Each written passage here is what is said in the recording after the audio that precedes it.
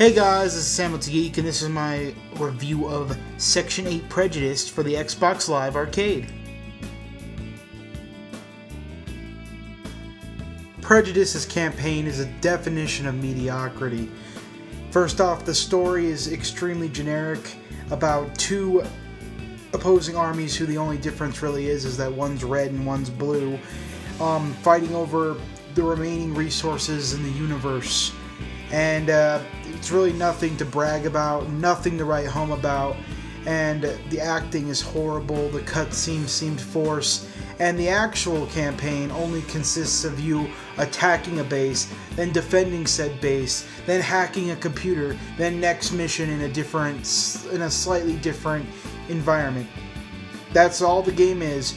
Repeat that for 6 hours, plus add in a 40-minute tutorial and poor control decisions like left bumper to jump, and that's Section 8 Prejudice's campaign.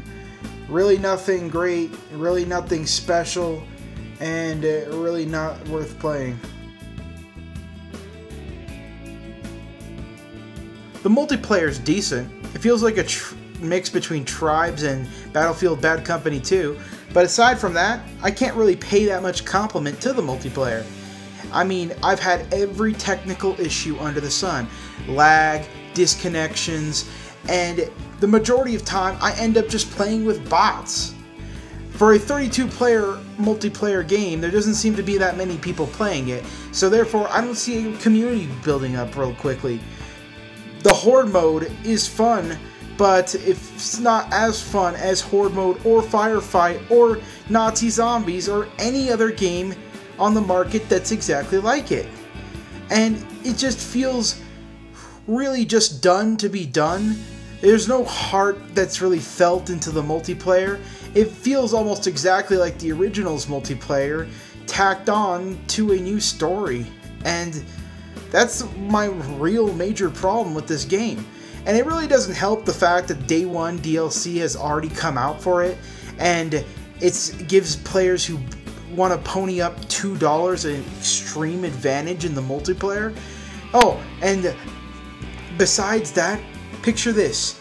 They're actually adding new multiplayer modes, but you don't have them in the game right now. You're probably going to have to pay for them, and there's a gigantic coming soon section on the main menu of the game. Is it still a demo? It's hard to tell. And I really can't give props to the multiplayer at all. It doesn't suit the player at all. I can't recommend it.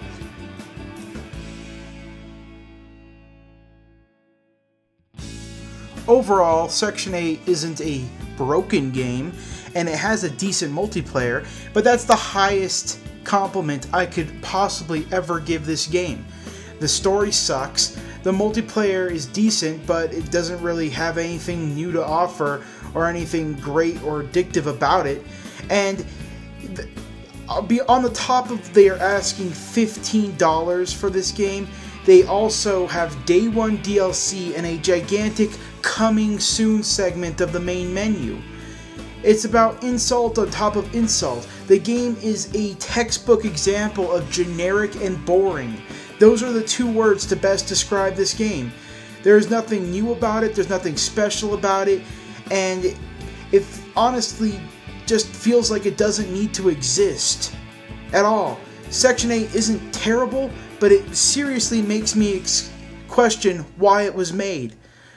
It feels like there's no motivation behind it at all. It just feels like a game to be a game. And that's why Section 8 gets a 5 out of 10.